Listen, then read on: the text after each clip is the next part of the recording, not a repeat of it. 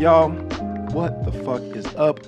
Welcome to My Favorite Lyrics, the podcast where we talk about music lyrics, except for when we talk about other stuff. And today, we've got a friend of the show. He's somebody that I've known for a very long time. He hosts a basketball tournament that I have both won and lost called the Big Walkowski. He's also got a book coming out very, very soon called Honolulu Blues, How Loving a Losing Team Created a Winning Man, that is out right the fuck now. And y'all need to go check it out. Welcome to the show, Joel Walkowski. What's up, guys? Good to be here. Good to be with Devon.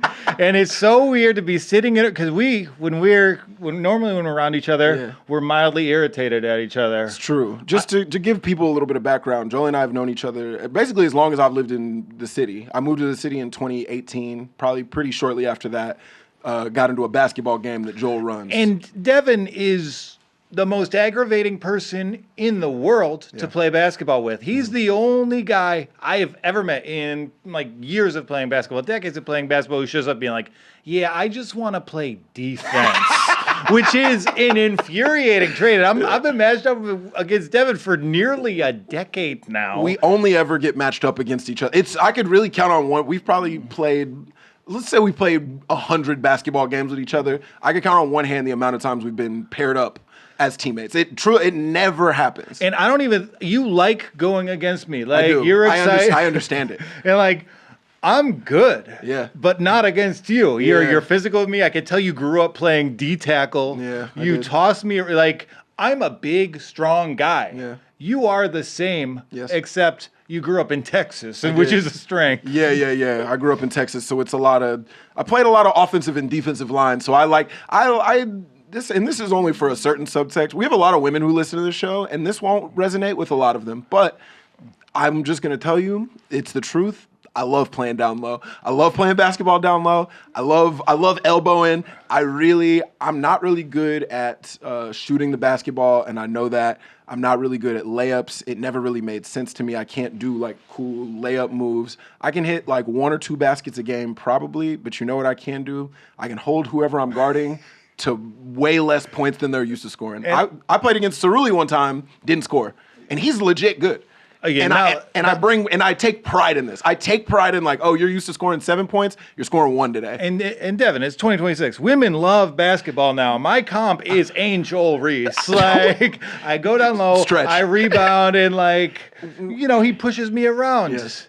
I do think women love basketball now. I don't think women love 2 adult men talking about their pickup basketball journey. Well, it's about their expression of love, and it's a building of community. And, we build these connections over time, and then sometimes the New York Times comes out. That was cool. And releases a video of me hitting a jump shot on you. Did that happen? Yeah, absolutely. Fuck. In the web version. That's crazy because it's not even representative of what be going on. Yeah, because it is like the New York City comedy game. Yes. And, Devon's got my number for years, but in the digital edition, I throw out my hook.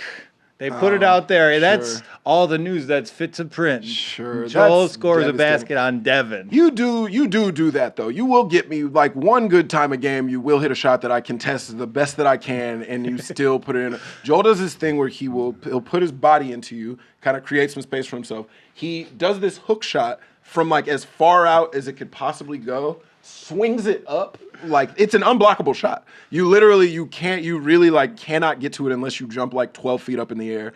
And he'll get one of those on me pretty much every time we play. Yeah, and I get the kind of feedback like no one's like, oh, that was nice, that was so good. like I was playing in a league game and someone pulled me aside and was like, yeah, playing with you reminded of learning shooting from my dad. It is a shot. It's such an unorthodox shot that it like doesn't make sense when you see it, but it is also, it's effective enough that you can't argue it. It's not a fluke. You know what I'm saying? I've seen you do it enough times that it is like, oh, this is skill, but it is unlike most basketball shots that I've seen. Yeah, and my book's a little bit about like having like a special needs father, and like it's like you could tell like a special needs man taught me how to shoot a basketball. Like it's like you watch Joel play. You're like, well, this is clearly a man who sees the world a little bit different. Taught him the game. Yeah, he was loved, but like not in the normal way. And let's talk about the book a little bit. I know it's about being a fan of the Detroit Lions, who you steal valor from a lot. You're I always do- I wearing have that a Detroit Tigers hat. hat. I have a And Tigers then, hat. And then when you had that NBC promo, you're wearing all Lions gear, and I was like, my cousin Lindsay was just like, hey. Devon shouldn't be wearing this. Like, I know he's an Eagles Spurs fan. You know that common combination. But like, I do think like your sketch where Keenan's your dad and like you're just telling him these feelings and he just talks to you about like the Eagles. football team. The Eagles, yeah. Like based literally on my father. Yeah, that's what this book is. And I think like a lot of male emotions, we filter them through the specter of games. And, I'm sober. I started playing really like when I stopped drinking in 2016, like right before I met you. Oh, wow. And so like, then I started organizing a basketball game every week. So like, it's kind of like sports allowed me to be a better person. And the book's about that. Whoa. Yeah. That's beautiful. Yeah. Buy it for your dad, buy it for your troubled teen. Like it's the whole spectrum of just maleness. And like, I think it like uses sports to like trick bros into like a wellness conversation. That's really, really interesting. Yeah. Because I think sports can be an outlet for a lot of negativity in a lot of men's lives. And you go to a random pickup game, people are just, they're fighting. And like, our game is just like a lot of hugs, a lot of high fives. And there's only one person who everyone hates who randomly works in this office. It's so funny. He's out here. It's so funny to see him in like another context. It's so funny to like see him wearing like khakis, walking around and like having a. But that is a thing that I legitimately really enjoy. I pretty much only play basketball with comedians. Because I like it. I like the fact that like most comedians like don't take themselves seriously, and most comedians are like, yeah, we're okay. We're decent to okay. And there's a few guys who legitimately are good, and like it's fun to watch them do their things. But even them, they're not taking themselves too seriously when they do it. But when you hoop with guys who when you hoop with all hoopers, like guys who maybe like played like high level high school or like played some college ball, they get really mad at you when you're not good.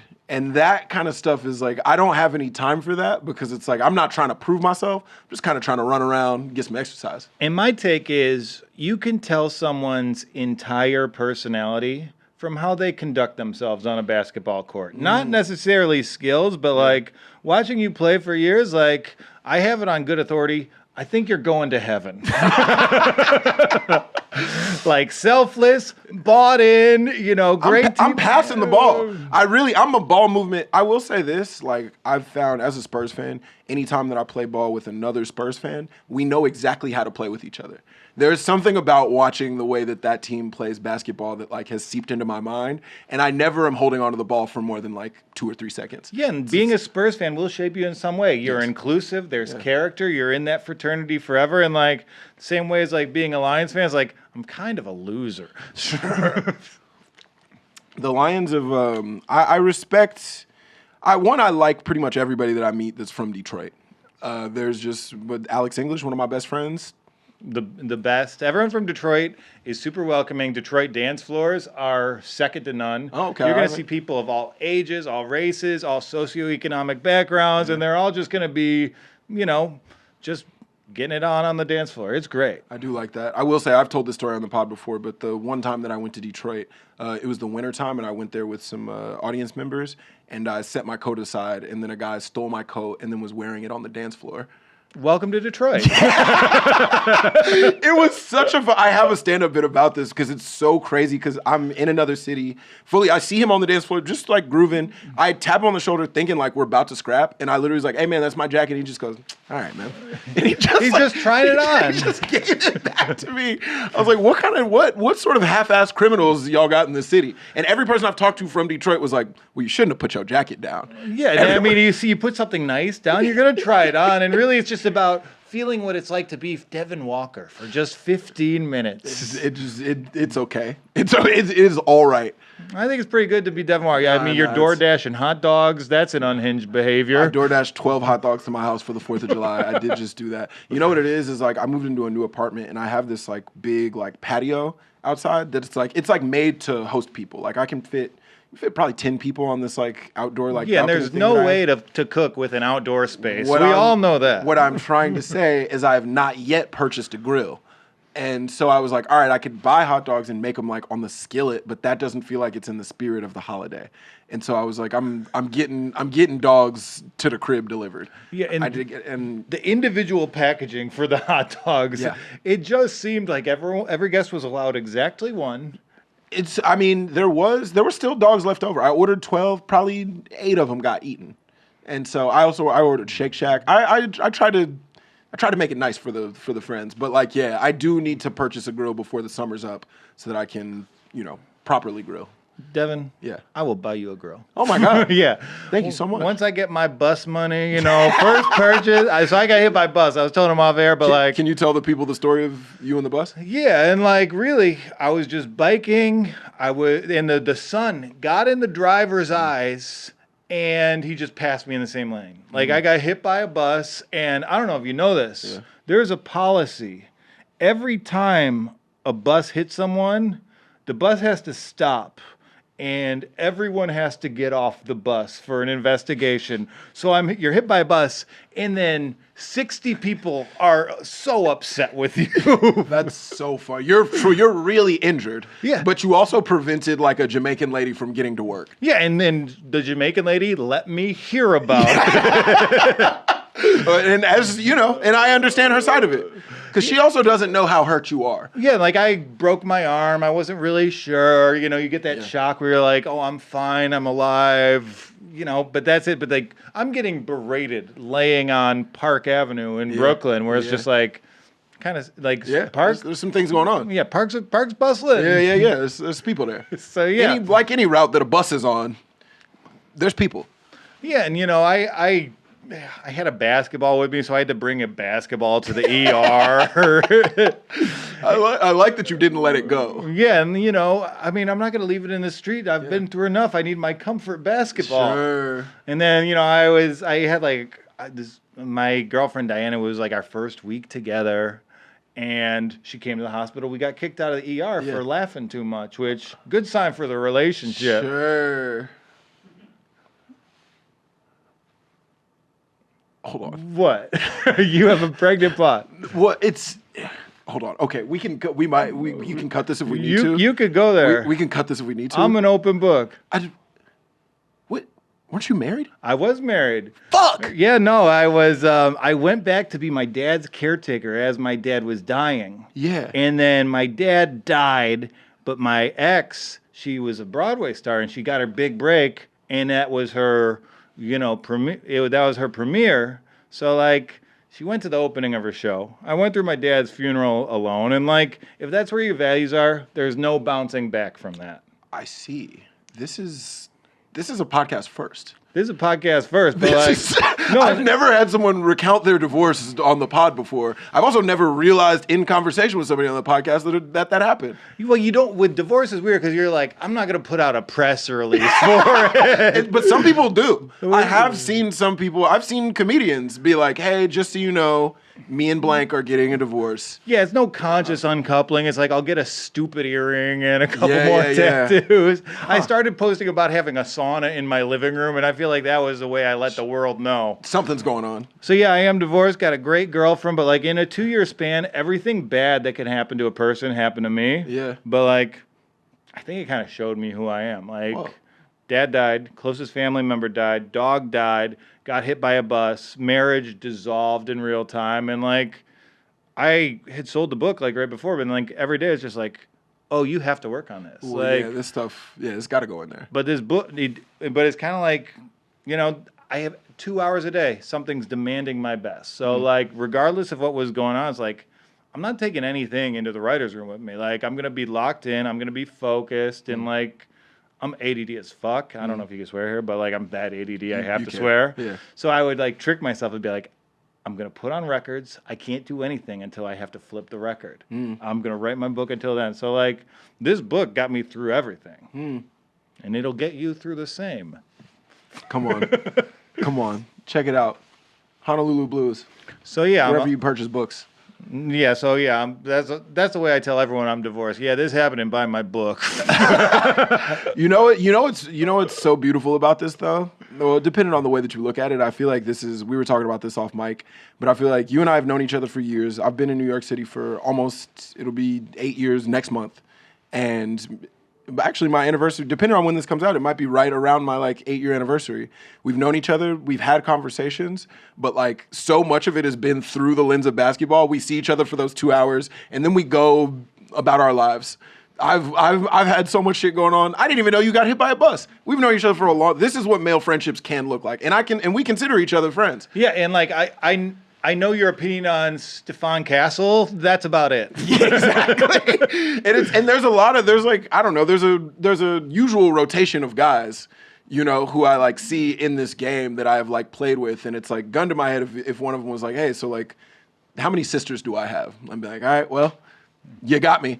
Yeah, like, that's not why we're here. We're here to play ball, and it's very exclusive. It's about letting other people know you get to play in the game, honestly. Yeah, that's true. And people have asked me how to get into the game. Yeah, and you're VIP, but you are a late emailer. Yeah, that's true. I almost never. What happens is Joel sends an email out at like, what is it, on Tuesdays? Tuesdays, 11 a.m. sharp. Fills up at 11:01. Yeah, no so hyperbole. You need to do it immediately. I'm normally hitting Joel probably about 12:18, 2:45, 6 p.m. Be like, oh yeah, man, and it's like he doesn't have a space. By the time I ask him, I know there's no space, but I'm always I gotta throw my hat in the ring just in case. Yeah, that's kind of like, oh yeah, I went to the gym, but they were closed.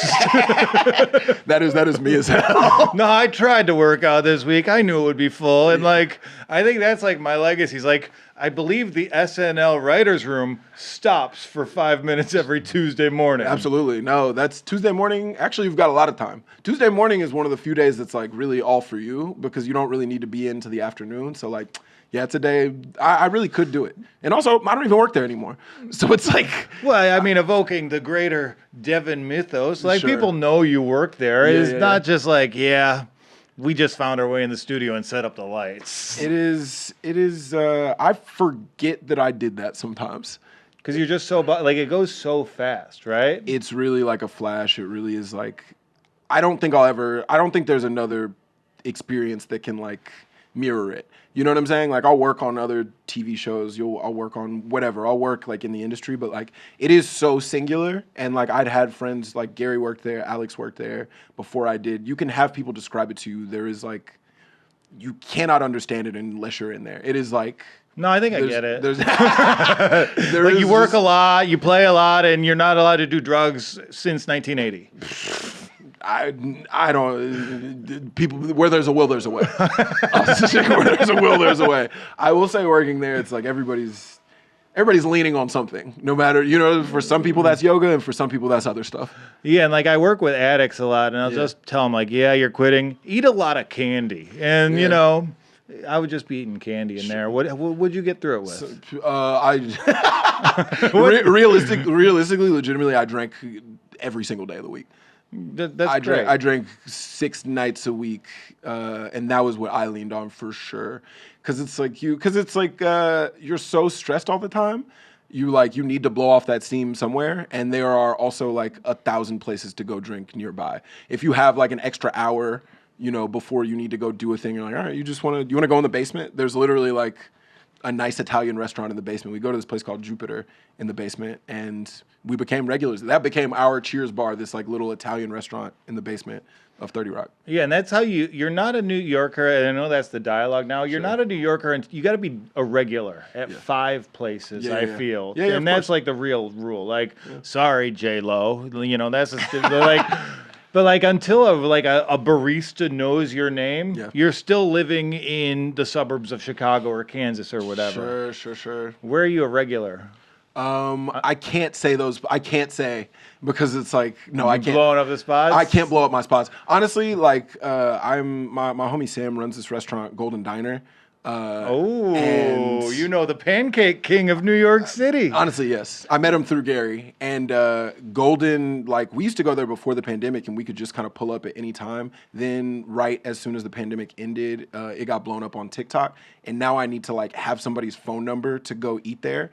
And ever since then, now I'm like, I'm gatekeeping every establishment. I'll tell you off mic where I like to go, but I'm not. Y'all never fucking know where I go. I'm sorry, I am interviewing you as like, Devon, where do you eat? What's your process?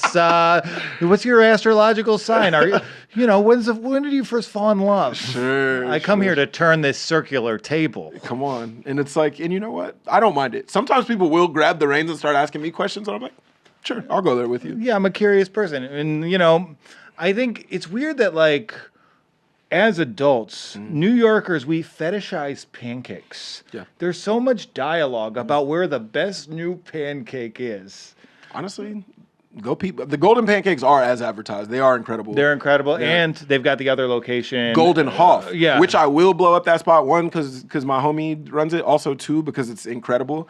And obviously they got a big-ass space, and it's not as crazy to get into. Go to Golden Hoff. It is in Midtown. It's actually like 2 blocks away from 30 Rock. Incredible Korean fusion spot. It's so fucking good. Yeah, you can get pancakes and pork belly and have the time of your life. Like Literally, they do Korean barbecue and pancakes and soft serve and all kinds of other shit and like rigatoni. Yeah, no, that was my exact order actually. And it's all delicious. I got pork belly, pancakes, rigatoni, ice cream, and like They have a lobster roll that's also good as fuck. yeah, and like I'll just tell them I might go there today. I learned what the concept of an artist date is, where you go and you do something that's supposed to inspire you, and I'll just go out and spend $100 on lunch. Easy. $100 goes like that. At Golden Hoff, but worth every penny. Oh, no, I was just saying in New York in general. Golden Hoff, very reasonably priced. Shout out Sam.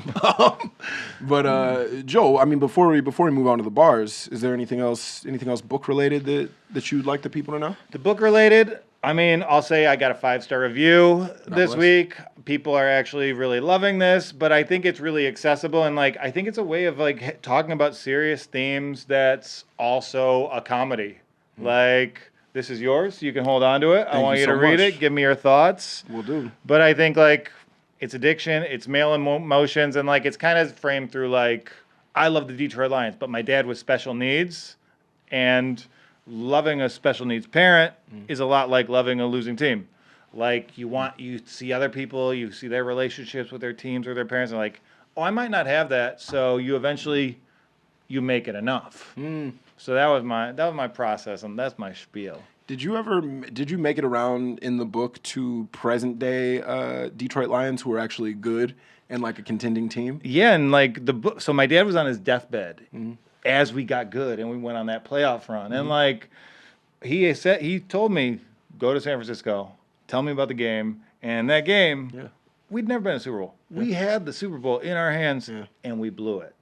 And my dad, like our last conversation was, hey, I know they lost, but like, think of the conversations we had this year. Yeah. Like, it got us through the toughest time of our life. So, like, do I need the Super Bowl? I don't think so. Yeah. Like, if I were a Packers fan or a Patriots fan or someone else, like, I don't think I would have the resilience I have to, like, get through life with an upbeat attitude. So, I built it up to more than it was, but, like, it's kind of like I was sitting in sobriety meetings, right? Mm-hmm. And they're like, what's your goal? And I was like, because I don't know if you know this, before I was a comedian, I was a writer.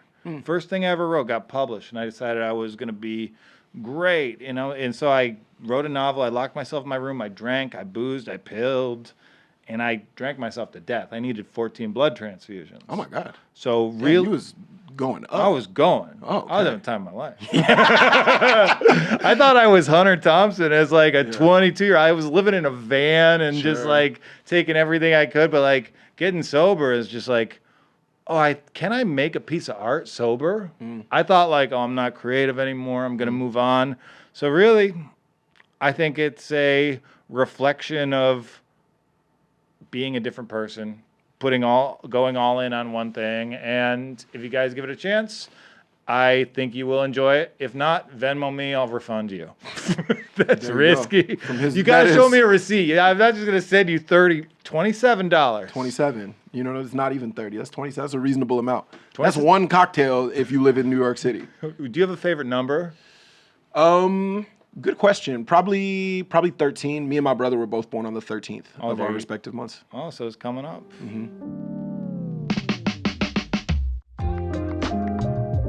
also, wait a second. I just remember this. Speaking of your father, I played the Comedy Attic in Bloomington.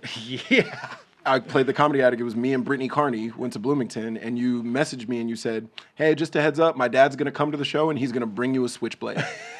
Yeah. And he did exactly that. Yeah, like he grew up in Detroit. When he was getting he had a crisis. Like, no, I'm a weird country person. Yeah. So he moved to the country. He started playing his own banjos, and every time I had a buddy play the Attic, he would show up, give him a knife, sometimes loaded dice, and a brass knuckles, of course. And I was banned from the Comedy Attic without ever stepping foot. Like, we know who's responsible for this. You can't be like, "Dear Booker, I'm the knife guy's son."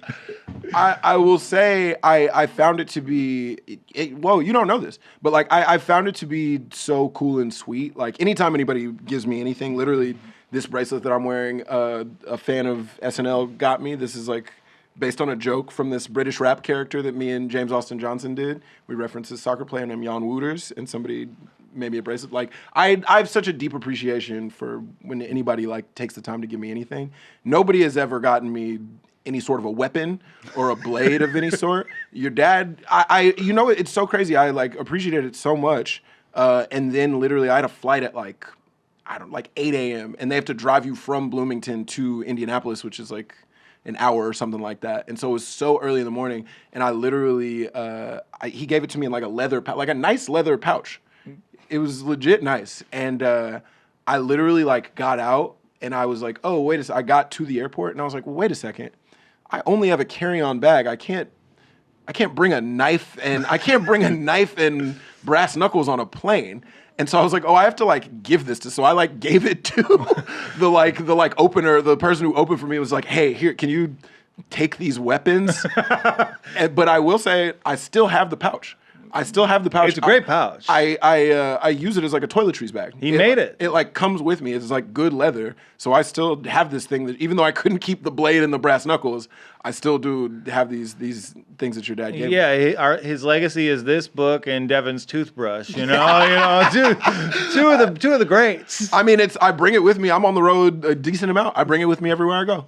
That's a very sweet story, and like I'm sure that's common. Where like, no comic checks their bag. Comics are great at traveling. You're trying to travel the fastest way you possibly can. Yeah, it's just you're not trying to spend extra time in Indianapolis. And switchblades aren't cheap. He didn't have a penny to his name, and he's buying every comedian who come through the attic to switchblade and brass knuckles. Where did he get those brass knuckles from? I mean, he had his sources. He took them to the grave. We're Detroit people, Devon. You think we don't know where to get brass knuckles? Fair enough. And I wonder where that like 21-year-old opener kept those brass knuckles. I wonder if she still has them. I hope she is. We need more women with brass knuckles. More women basketball fans, more women with brass knuckles. It's an inclusive podcast. That's true. This is for everybody. As is this book, Honolulu Blues. It's so sweet you remembered that. That must have been like years ago, maybe your first SNL years. It was after my first season, so that was 3 years ago. And then 2023. And then we had I'll give you your shine. Yeah. Devon won the Big Walkowski. When he said he won, it's 16 teams. It's single elimination. It's true. And Devon won, and then I think the next day it was announced that you got SNL. Something like that. And you know what I will say is, like, at that point, I already knew that I'd been hired, but it hadn't been announced. And so I was already kind of riding that high. And then to also win the basketball, I almost was like, well, now I really don't want to say. Like, now I was like, when this comes out, like in a couple days, people are gonna be mad at me. I was like, I just took the tournament, and also like kind of like I had a buddy in town and he played, so he wasn't really in the pool of like people, and I feel like I was like, people probably gonna be mad at that. Now I just had like a big career moment. I was like, damn, I'm kind of piling it on thick right now. But you were the king of New York City for a week. Got on SNL, won the Big Walkowski, and like people fly in for it. And like I will say, just for like our own vanity, it's a good cause. We raised about $10K for organ donation, so we're not just like competing and like we palling around. Like we channel this energy to do some good. So it's not just like, look how great Devon is. I'm okay. He's great. I'm okay. Shout out to Carlton. Shout out to my boy Carlton. And you won it with like your best friends, right? I won it with my boy Carlton. It's like my old like Austin comedy buddies. I was in Austin doing comedy before Joe Rogan ever got there, and there was a scene before that. People need to know that. Austin in 2016 was the best place I ever did comedy. It was incredible. You would do like an outdoor show and get paid in barbecue. What could be better? And this is like, and that's anybody who was there knows like it was fucking lit before, and now there's this perception that now it's good. It was always good. It was always good. It was always incredible. I used to run that outdoor show probably a little bit after you got there. Was it Mike Weeb? Who Mike Weeby works there. Mike Weeby works there. Oh, good memory. Yeah, that's a deep cut. Yeah, Mike Weeby. Shout out Mike Weeby. It used to be run by this woman named Katie Pingra. That used to be her show, and then she passed it on to me, and I ran it for like 2 years, and now Carlton's been running it. Carlton's had it now since I left. Carlton's had it for like 7-8 years at this point. So shout out to Carlton. Also, Andrew Dismukes was also a teammate of mine, and the real MVP, Brian Booth. But you know, he's not famous, so fuck him. Brian Booth, you might be good, but since you haven't been on SNL, you're nobody in big Walkowski history. We would not have done it. We would not have done it without Brian Booth. Shout out. He truly was. He was like truly like it's like Dylan Harper. It's like, hey, we need a bucket. Can you go get one? And he was like, he's like Dylan Harper, except people asked him for a bucket.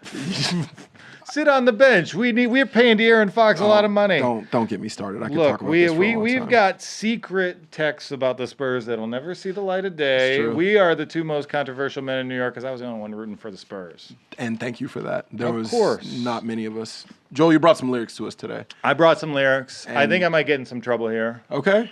And really, I'm a diehard Prince guy. Okay. I got into music. I found a box of my godfather's records when I was 14. So I got like 1999, Dirty Mind, like very early Prince. But there's one lyric, and I'm so happy you asked me this, that keeps me up at night. Okay. Get off.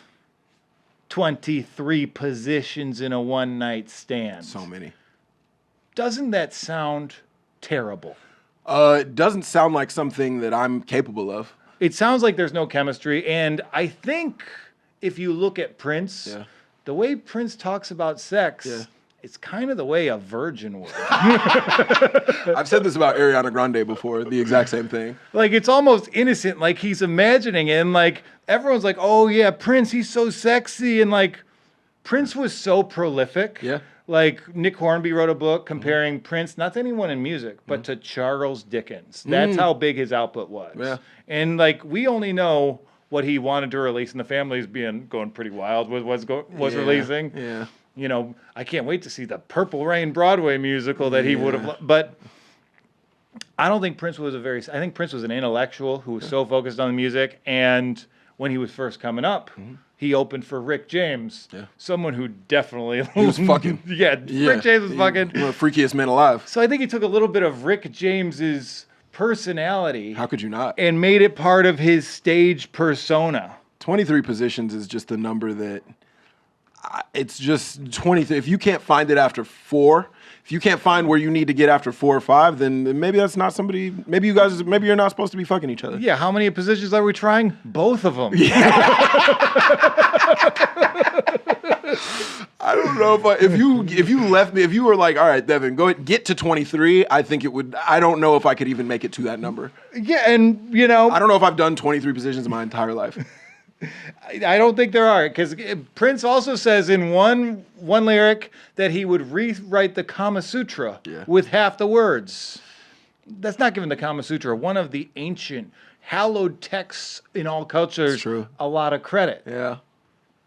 Jack you off. I can only do it for a worthy cause. Virginity or menopause. You'll have an instant heart attack if I jack you off. Oh. Huh.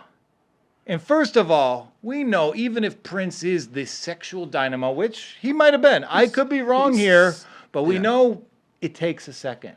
And it takes some drive and some patience and some listening ability to get there. You got to work together. You don't do it in your mama's car naked in a Cadillac. That's not how you jack them off. It could be. It could be, but I don't think it works. Sure. You don't think that's the way it's going. And of course, Prince also wrote Sister. Prince decided he was going to write a sexy song about like what the hottest thing is, and then Prince wrote, "My sister never made love to anyone else but me. Oh. She's the reason for my sexuality." Uh-oh. Prince, incest isn't sexy, but he was a little bit ahead of the curve there based on like global Pornhub searches. You know what I think is happening here, and I could be wrong. You know what I think is happening here is I think he's not saying sister, I think he's saying sister. This sister. You know what I'm saying? I think he's saying it like how you say it to like a community member at the church. And that's a valid argument, but the last line of that song is, "Incest is everything it's said to be." So that implies that there's these conversations like, yeah, you know, you really got to try incest. Oh my God, I got to hold on. Yeah, no, because before Prince was super famous, before like 1999 hit, he put out Dirty Mind, which is just like the filthiest album he ever had. Yeah. And he's going wild with that, but like it's the sort of wild where it's just like, I don't think this guy's had sex before.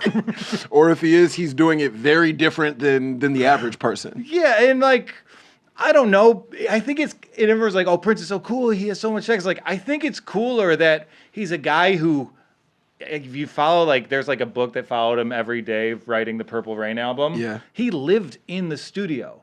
And when he hung out with women, he was just arranging compositions and writing songs for them. Wow. Where, like, I think Prince just knows that music's about sex, so he applied his real love to sex. He does seem like the type of guy, like many great artists who are like so singularly focused on the thing that they are like, well, I guess what I'm trying to say is he sounds autistic.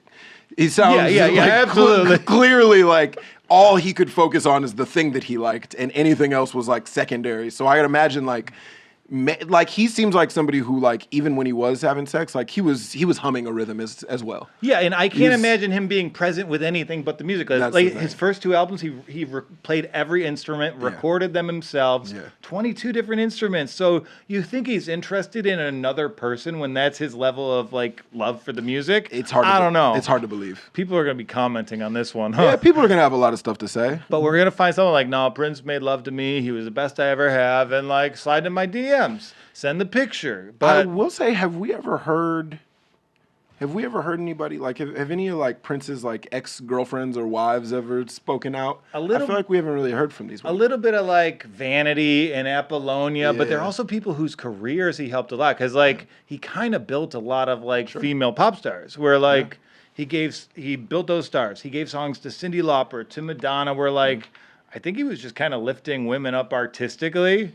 And speaking of which, I've learned recently off mic that as a writer, you've ghostwritten projects for women. Can you speak? You're kind of the Prince of the literary world. Yeah, I'm the Prince of books. You know, like because what I do is here's why I have this take about Prince. So I wrote a book for a woman. Yeah, she's a prominent person. I won't say her name. Sure. But like her story is she learned business skills from her madame. So I would interview her and like, you know, being a ghostwriter, you learn to know someone intimately. Yeah. Where it's just like, okay, I'm going to know you like one of your family members. Yeah. But you would talk about shocking a guy with electric, you know, pads. Right.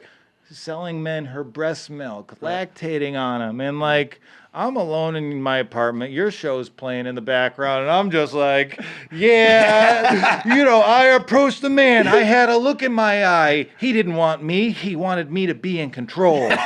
Outside in the world, he's powerful. A man people look to respectfully, but not here. Here, I'm the boss. Outside, he's a CEO. Inside, I'm zapping his nuts hard. Yeah, and like I think you just like get in a mode where you're like writing sexual stuff from the point of view of someone else, and you know it's not sexual. Where you just like you're just telling a story. You're just telling life as this person experienced it. Yeah, where people will get the hook there. Yeah, interesting. That is That is fascinating. I would be so happy to have the book come out and then somebody be like, all right, hey, just so you know. And they show a picture of you and they're like, this is the guy who wrote it. People be like, get the fuck. Honestly, I bet you if people found that out, they'd be like, this guy's one of the best writers I've ever heard from. This guy, if he can do that. And the thing is, she'd never read a book before, so when I was done, I had to read the book aloud to her. What do you mean she'd never read a book before? She never read a book before. Like, you know, she's a prominent person. She has a story to tell. She got a book deal, and like, she wasn't going to write it, so I wrote it. Sure. And then, like, when I sent it to her, it's like, hey, what do you think? It's like, well, I'm not going to read it. It's like, well, we're going to have to do something about that. Sure. So you're gonna need to know what's in here. So I would, like, clear my Sunday mornings. I would read it aloud to her, and I would incorporate her notes. It was the most challenging experience of my life. Sounds but like it would be. We got there. God bless. If there's two things I know about, it's being a woman and styling hair. Hey, you know, female celebrities, if you're listening, and we know that you are, let Joel write your book. Hey, Devon, if you need a ghostwriter, sure, I'll make you the world's best hairstylist. You know, I got to have a couple more things happen in my life before that's on the table, but we're working towards it. Absolutely. You know what I mean? We're getting there. So sorry, Prince. I didn't mean to offend any Prince fans here. Like, Prince is my number one end-all, be-all. I think he's the greatest cultural contribution America has ever had. But I think there's just so much music that it's hard to imagine him giving his life force to anything else. This is fascinating. I've never heard this take, but it makes so much sense. You're like, Prince was too on the spectrum to be fucking like that. Like, he recorded like 10,000 songs. Sure. Like, I'm sure we haven't even like scratched the surface of like hearing all the music that he No, made. there's like a literal vault full of unreleased songs, and like there's a great book about like that. I forget the author, but like it follows him through the Purple Rain recording. Like, you're halfway through the book and you're like, I haven't heard of any of these songs. Yeah, he also put out, in my mind, like as a kid, I only was really aware. Like, I thought I kind of had a hold on like what all Prince had going on, but I didn't realize he released music like up until the end. Like, there was so much that happened that like wasn't like a big hit song that I was aware of. Yeah, and I didn't realize how long his career stretched. And even in like Lady Cab Driver, he dedicates each pump to a different entity. Wow. This is for the cab you have to drive for no money at all. This is why I wasn't born like my brother, handsome and tall. This one's for Yosemite Sam. Whoa, shout out. Imagine. I don't know. What if that was his last pump? What if he was like, Yosemite Sam? That's how you learn about yourself, right? You picture that mustache and it's over. Turns out you just like that mustache. Yeah, sure. And then he goes back, tourist at Disneyland, and then he's talking about, this is for the sun, the moon, the stars, the tourist at Disneyland. 2 times during this song, he mentions the tourist at Disneyland. I wonder what kind of tourist that he saw. Like, what type of tourist did he see that he was like, you know what? I got to make sure that they know that they're loved and respected. I got to think about the sun, the moon, the stars, and this family from Duluth. He's thinking about like a kid who like a Make-A-Wish kid. Yeah. He's like, actually, that'd be kind of nice. Yeah, and I'm gonna take my lady out to some scallops, and then I'm gonna take her back. I'm like, we're doing the Lady Cab Driver. 1 pump, Yosemite Sam. 1 pump, tourist at Disneyland. Another pump, tourist at Disneyland. Come on, just in case you didn't hear it the first time. I don't know. Joel, you brought some more lyrics to us. Let's take it wherever you want to go. I was visited by the podcast gods. Okay. On Saturday, I'm driving back. I was swimming in a pool out in Long Island. That's what I did this weekend. I hit up my rich friends. Can I swim in your pool? Some said yes.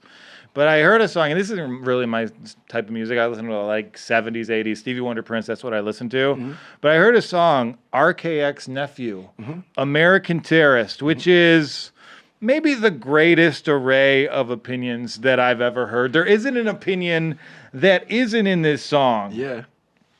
So, what if Adam would have never fucked Eve?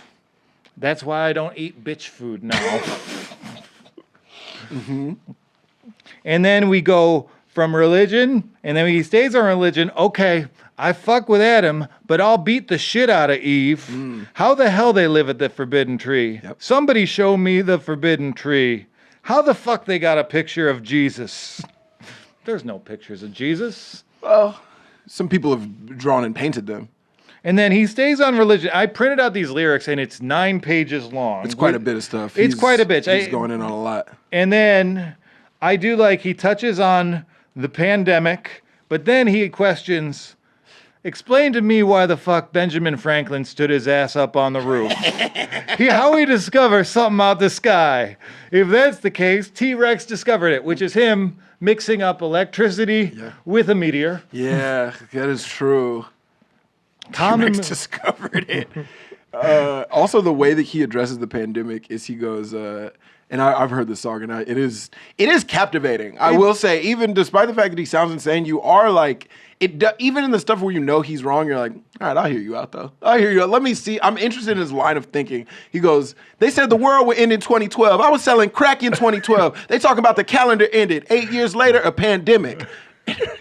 Like, you're trying to find it. You're trying to find it because you're like, honestly, if I heard this song and I was high and I was a teenager, I'd be like, yo, he's opening up, like he's thinking in like a brand new one. Now as a man whose brain is fully developed, I'm like, this don't really add up. But like he's saying it with an amount of passion that does make you want to believe him. And I think you're right. He does have the right passion, and I do think that he's getting it right. Who the fuck is that white man Santa Claus? Fair. They said he was eating kids. Why would I let that man lie to my kids? Shit, he climbs through my roof. I'ma beat his ass in the head with a hammer. That's fair. You eat my cookies, beat you with a hammer. Yeah. Drink the kids' milk, hit you in the head with a hammer. Yeah. Let's get back to the Jehovah's Witnesses. It's brilliant. Yeah. And then, he fits it all in. He talks about Santa, Jehovah's Witnesses, government wrote the Bible. Yeah. I never liked Simon off of American Idol. But that's what I'm saying. A lot of these things he's saying, you're like, I do see how you ran into this conclusion. I see how you landed on that. Simon's not pleasant. He's absolutely right. Simon is rude. Yeah. The government wrote the Bible, and Santa, he had it coming. And then, one that I like a lot. Who the fuck is Christopher Columbus? If he would have came to my block talking about he discovered my trap, his ass would have got shot. It's like, yeah, for sure. And that's, that's a reasonable way to respond to Christopher Columbus saying that he discovered your shit. Like that's, you know what I'm saying? You see it. He's trying to come to your environment talking about, he's renaming it and telling you what shit's called. Shoot him. Like I think he's correct about everything. That's the thing is like, even when he's wrong, like he still feel kind of right. Yeah, like I wanted to prepare for this podcast, so I put this song 3 times on loop in the gym today, and I think it changed me as a person. Yeah, there's something special to it. We're I'm out on the Jehovah's Witnesses, I'm out on Santa Claus, and I'm out on SpongeBob. What does he say about SpongeBob? Oh, I used to feel like the chum bucket. I used to love the chum bucket.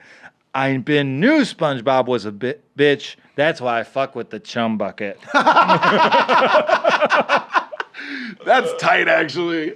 I'm anti-worker. Sure. That's nobody's talked about plankton side of things. Plankton's always the bad guy, but nobody's thought about the fact that it's like he lives a pretty lonely existence, and everybody else is always trying to fuck with him. Yeah, and I mean, there's also great vulnerability. Every time I watched I Am Legend, I cried. Especially the part where the dog died. That was sad. These are human truths. Yeah. This is our greatest artist. Oh, also, I didn't realize that he said, shit, the government wrote the Bible. They knew who was going to win American Idol. I never really liked Simon off American Idol. I ain't really like how he talked to black people. I'm not arguing with none of this. All this adding up to me. Let's get back to the Jehovah's Witnesses. How the fuck all of y'all awake? Why the fuck y'all church so small, but it's 1 million of y'all every day? And if only 44,000, why are there so many? You know what I'm saying? And then Jehovah ties back to the Prince conversation, like a little bit more is going on than we thought. Yeah. Well, he does get into some shit. He said niggas move like Vlad TV. These niggas look like Vlad TV. They get indicted on Vlad TV. Homie got 5 years for a TV. So what the fuck they thought was gonna happen? They talk too much. They AR Abbott.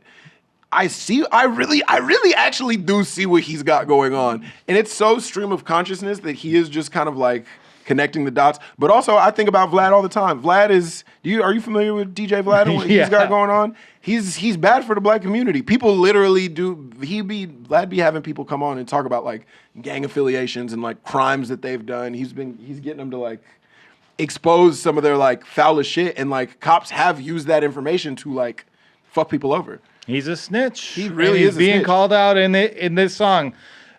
They say there's 77 sextillion stars in the sky. I ain't even heard that number before they told me that lie. I'm like, how the fuck? Hold on.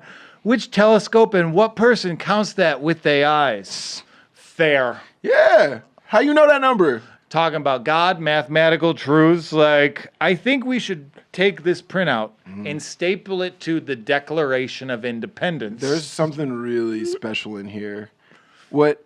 I ain't never think Gucci was a clone. They like, how the hell he got so skinny? When you in that cell, shit, they feed you wrong. Come on, 3 meals a day. 3 meals a day get a nigga right. 6-pack come from being hungry at night. Nigga came home and he fixed his teeth. Then they changed the subject about a week. I mean, you know what I'm saying? We came here really kind of ready to be like, isn't this guy saying some silly stuff? With every new line, with every new bar, I'm in, and I'm sorry, this man's actually a prophet.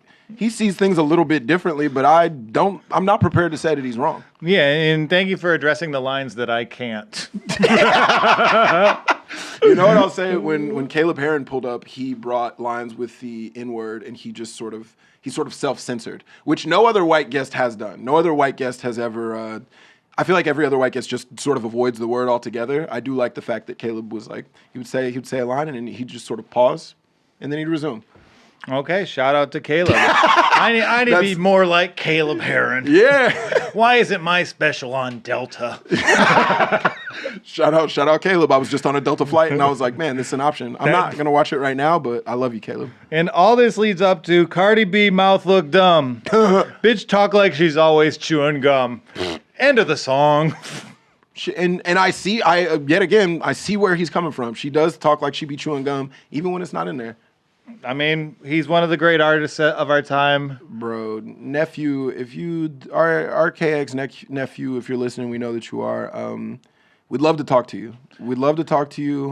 If anybody is in touch with any of his people, I'd like to just run through these bars with them. Yeah, and like this is pure appreciation. Like, yeah, we're sorting through, but like I like the logic. I like what you have going on. I'm someone who builds narratives, and you build a narrative really well. Quite a few. Unlimited narratives.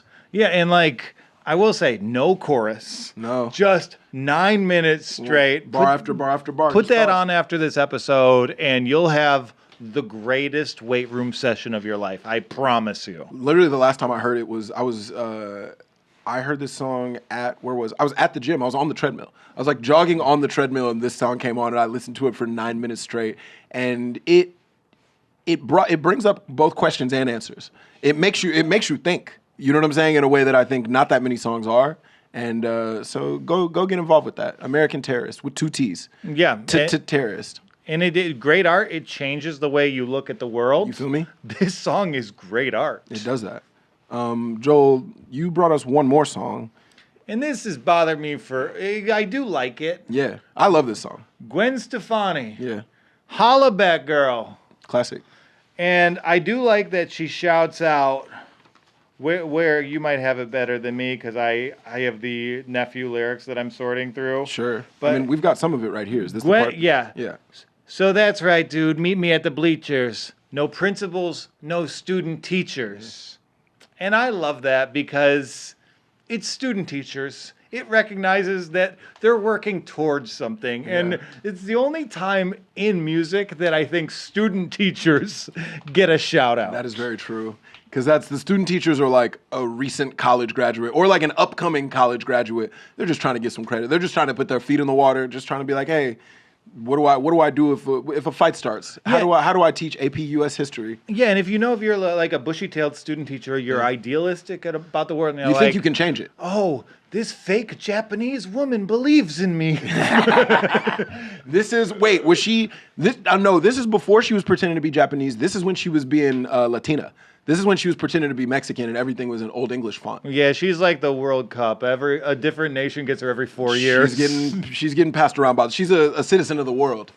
Shout out Gwen and her Republican husband. Yeah, and see, you know what I'm saying? Now she's come full circle. You know what I'm saying? She was like an alt rock, like Orange County girl. Then she goes Chicana, and she's like doing that for a little bit. She's riding around in lowriders. Then she goes to Japan. She's a full Harajuku girl, using accents that never felt quite right, saying that she was Japanese. Now, look at her. Right wing. And with a country music star. And you can be all these things without ever leaving Orange County. I think that's the So case. maybe she's just very representative of where she's from. Yeah, and like I did feel like I got the content in the first two, but the student teachers, since I heard that, I was like, you never hear student teachers mentioned in song. No. And I'm also like, Gwen, you're not fighting. You're not fighting. She goes into a little queen, but if you're going to school, you don't quite have a job. You're working in the classroom. Only one musical artist sees you, and that's Gwen. That's Gwen Stefani. And that's how we're going to remember her. Yeah. Not as a Latina or a fake Japanese, as someone who affirms your career journey. That's beautiful. Joel, before we get out of here, we're going to get into a voicemail really quick. Go ahead and grab those headphones.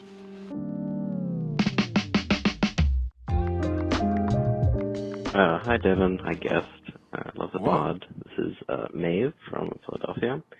Not a Philadelphia accent. No, not a Philly accent at all. Maybe a transplant. Okay, sure. Yeah. Philly's got from Gold Link, disgraced rapper. Are you familiar with Gold Link?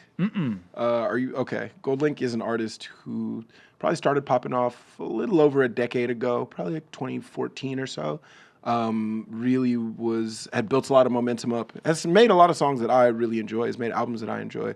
But then when Mac Miller died, he basically posted this whole Instagram post about how like Mac Miller stole his sound for one of Mac's albums, and about how he always resented him, but like has like come around to like forgiving him, and it like actually ruined his career. Mac Miller's such a beloved figure that like it kind of turned everyone against him. I never met Mac, but I've known people who've known him. I've literally never heard anyone say a negative thing about him except for Gold Link. Literally every story you hear about him is like him being like the kindest, sweetest person. I've heard about people who used to like go to parties at his house and he wasn't even there, and he would like make sure that like everybody had everything that they needed. He sounds like the best guy. All that to say, that's what happened to Gold Link. And Gold Link, honestly, still making some decent music, but like, yeah, his career like literally got tanked for saying something negative about Mac Miller. Yeah, so what's going to happen to me with that Prince thing? Remains to be seen. People start burning your books because you said Prince couldn't fuck. Honestly, the best thing that could happen to me is if people start burning my books. That's the dream. Everybody wins. All right, we continue. In the song Kokomo Freestyle, he says, legging with the clip, we dump it off like V. Radmanovic. Sorry, homie, you know we not friends. It's all for politics. So obviously the first part, he's talking about Vladimir Radmanovic, who was a basketball player. He mispronounces his name in order for it to rhyme with politics. But then he says, sorry, homie, you know we not friends. It's all for politics. It's rare that an artist gives you such an honest look into their personality, their inner psyche. We now know that Gold Link, that's really how he operates. He doesn't really have friends. It is all for politics. So yeah, and also I just want to say, regardless of that, I think it's time to forgive Gold Link. I think we need to welcome him back into the fold. I think he's done his service. I love cancel culture. I think it's great. But I think he's done it enough. That's tight. He was just mean to a white rapper. So, yeah. But, I mean, in most cases, being mean to a white rapper is an honorable thing to do. This is the one time where it's not a good thing.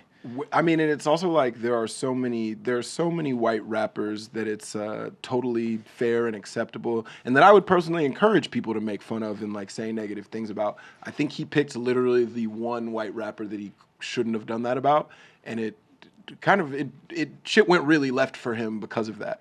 Yeah, and it's also Vlad Radmanovich. You're just trying to seem like a basketball fan. That's a little bit try hard. Like I know I don't even know who that is. He was like ninth man on the Lakers a couple of years. He was one of the original like stretch fours. I think he wore number 77. Maybe played in Seattle a bit as well. Okay. But there's so many other Vics you can go through who would be prominent.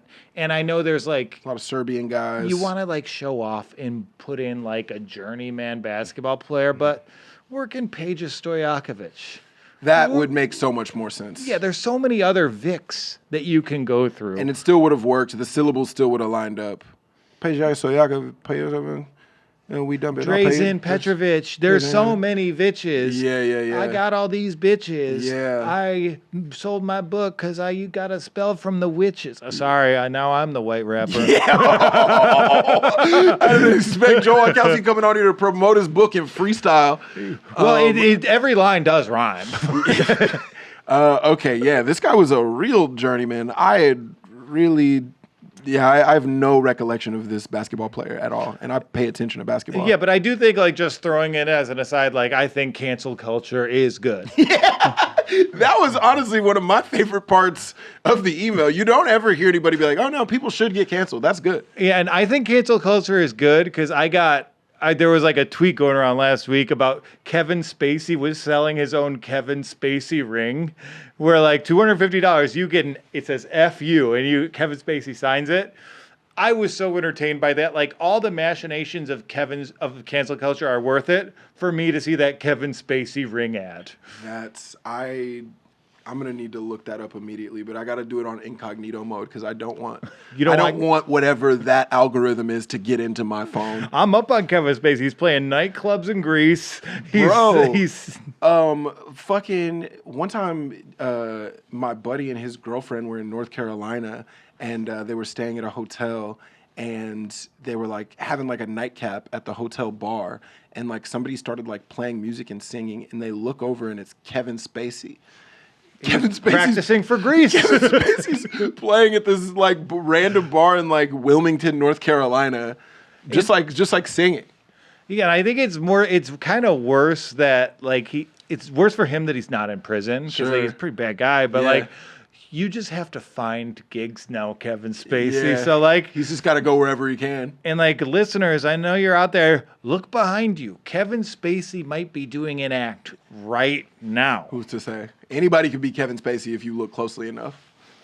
And maybe that's who that's who you should drag, not Mac Miller. No, don't drag say Kevin Spacey because people they're gonna go back to support you and like it'll keep his name in the news just enough for him to do something weird. Because that's coming. Because if we give him the spotlight again, he's gonna do something weird.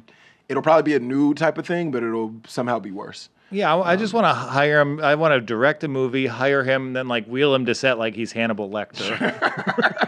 And then just keep him in the corner. He's not even allowed to have lines. He's just like... he's a PA. He's just kind of off to the side.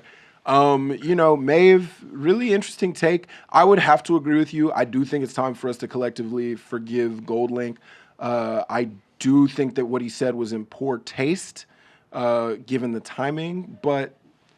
I also think like you can come back from this. I will say Goldlink did put out a song where he was not really that apologetic, and enough time has passed that it's like he should have been able to be contrite, but like he actually he kind of was like, oh, like y'all don't understand the full story. Like there's more information. He tried to lump Tyler the Creator into it.